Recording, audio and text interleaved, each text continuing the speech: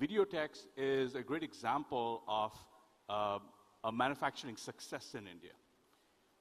Could you say a bit more about what you have learned through the success of your own company that could be useful for others who are trying to set up manufacturing here in India?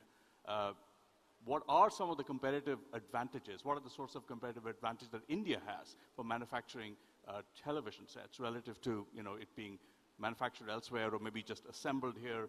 I mean, what advice would you give to others who are trying to do the same thing in other domains? Okay.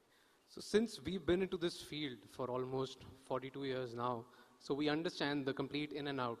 It's not an easy business for any new entrant to come into and try to disrupt it, because it requires a lot of technical know-how, a lot of experience, because you have to deal with the supply chain issues from day to day.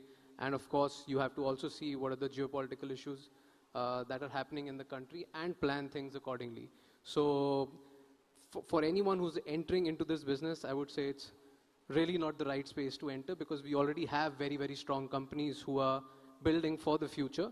But yes, of course, there are always new companies who could enter in to support this ecosystem rather than compete against this ecosystem. So I would say, yes, definitely there's an ease of doing business for companies who've already been into the manufacturing space, because we have a pool of talent that's available here. We have strong engineers here. We already have large setups. And in fact, if I have to talk about why we are present in Greater Noida, because we already have a very strong ecosystem that's there. We definitely have less value addition at the moment when it comes to the product, the value of the product. But at the same time, in order to support the manufacturing, we have a complete ecosystem that's there. We have the vendors, we have the supply chain required for the local parts that are available, be it the packaging industry or the local, the BOPP parts industry, or when it comes to speakers. We have all of these industries that are there, but of course, the major players like the display fab and semiconductors, we are getting there. India is getting there, and the initiative that's been taken by the country, which is the semiconductor mission, we are already running strong. If you must have heard recently, India has already inaugurated one of the AMTP facilities for semiconductors in Gujarat, and we already have 3 more companies that are lined up for the next semiconductor facility setup, and we have 10 more projects that are coming up, and a total investment of $20 billion have already been sanctioned, with almost $10 billion being supported by the government. So we're already working very, very strong to become the next technological or the global manufacturing hub. And if we can really take control of semiconductor as well, which is the heart of all modern technology, and in fact, our product, which is semiconductor, is the most crucial bit. So I think that's the way to go for any company now or the country. Great. So a perfect segue to the next question I had, which is you noted the advancement towards semiconductors, manufacturing semiconductors here in India, putting up fabs in Gujarat and other places possibly. And that's tremendous, because having manufacturing of semiconductors in country is enormously important in a world where so much of it is bottlenecked in a few places. And semiconductors is a very complex industry with a massive supply chain that cuts across many, many countries, many, many components. Where do you see the future of semiconductor manufacturing in India from your vantage point? Do you see it being a growth sector, or is it going to be limited by some of the inherent constraints that India has had historically? Okay, that's a very good question. So let me come to the topic, which is hard tech. There's a reason why it's called hard tech, because it's not easy. So let me put it that way. So for any, if you see with the recent geopolitical issues, or if I talk about the 2020 event of COVID, the countries, or I would say the companies, in fact, have realized that they need a +1. They cannot be just reliant on one country who can provide them everything. So India took that as an initiative and took it as an opportunity to be able to become that +1, where we started working on. But yes, it's definitely hard, but it's always, it matters who takes the first step. So since there are a lot of initiatives and a lot of investment that other countries are also willing to make towards the chip manufacturing, but India is already, I think, way ahead than those countries because we've already initiated and we've already inaugurated that. But definitely, it's we have, like I mentioned, we have a talent of talent of the engineers that are available. We have the aspire to become one of the next global manufacturing hubs, but it's not going to be an easy ride. We definitely need training. We definitely need a lot of investment in R&D. We need that advancement in the infrastructure of the country. We are going there, but yes, it's not an easy ride.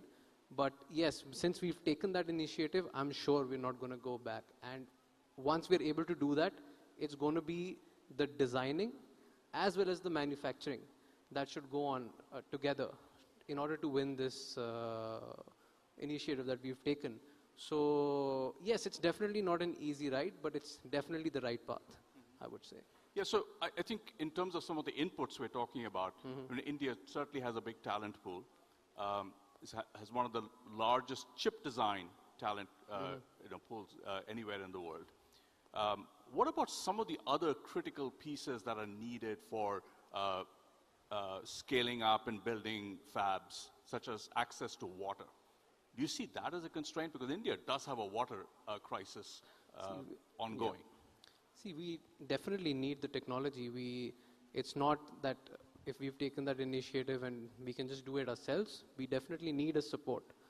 We definitely need to send our people outside to learn and or invite some of the other players who are leading in this, like we've done this already, to come and set up those facilities and be a part of the talent that's available and train them. But at the same time, I would say,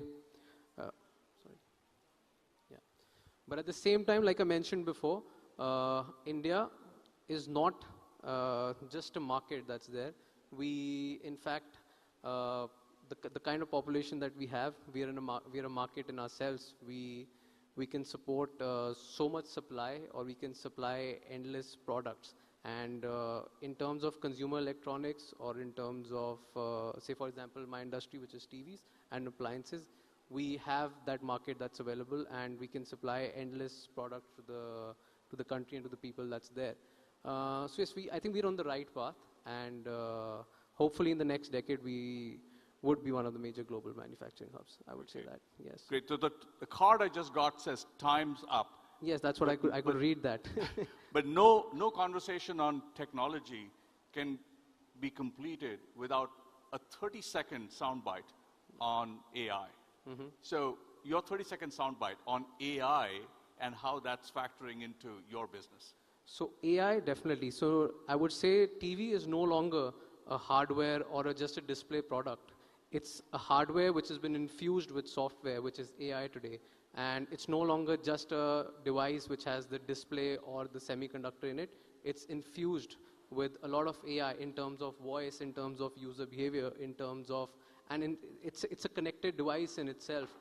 And it's learning your habits, it's learning your the way you're watching the shows, the way you're watching the content, and and the way you're interacting with the product.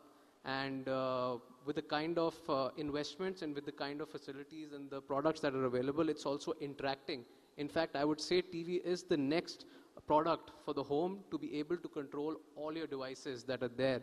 And that's where all the operating systems and the hardware that are being developed are working towards. So that's my bit on AI. That's where we are going with our product. Okay, it's a great place to end, where we're going to go into the future where not only are we watching our TVs, but our TVs are also watching us. Exactly. All right, fantastic. Thank you, Arjun.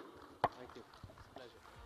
Thank you very much for joining us for that very futuristic panel, both of you. And we are now going to turn our focus to our next theme, our next segment. Again, this is something that is very, very pertinent because of the global scenario today. This is again a highly anticipated session.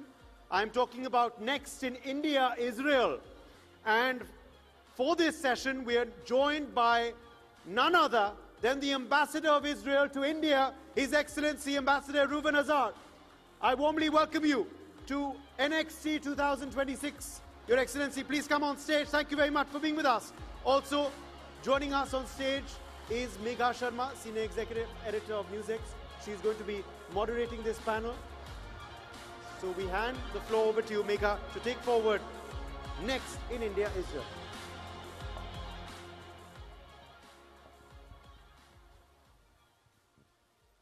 Ambassador Reuven Azar, thank you very much. It's such a pleasure to have you over here at the NXT 2026 forum. It's my pleasure. Thank you, Megha, for inviting me. You know, I'm going to straight up ask you so many questions that the world has for Israel, for United States of America, and for Iran. What is happening at this stage? What is the status? And is this war ever going to end? Well, at the outset, I would like to tell you that what Israel did is we choose this moment to remove two existential threats that we have coming from Iran, a country that has sworn to annihilate us. Okay? The first is the nuclear threat, military nuclear threat, and the second is ballistic missile threat. Now, what the Iranians were planning as a result of the action we took back in June is to take these threats very deep down underground, so they will become completely immune from either American or Israeli operation. So we had no choice if we want to survive, because we know that the Iranians not only have sworn to destroy us, they were developing the means to do so. And that's why we did this operation. This is what triggered it. Now, what we have achieved so far in the last 2 weeks is that together with the American forces, we have obliterated the Iranian regime army, the Air Force, the Navy, the sites of production of the ballistic missiles and other systems of war.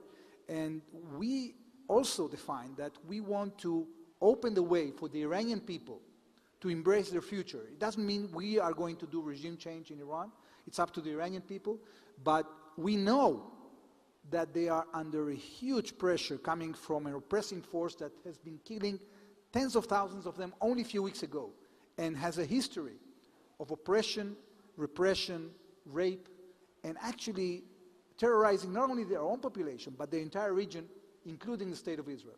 So we are on a very important crossroads, because we can create a situation in which this shadow of destruction that was not only putting a menace on us, but the entire region, this can be weakened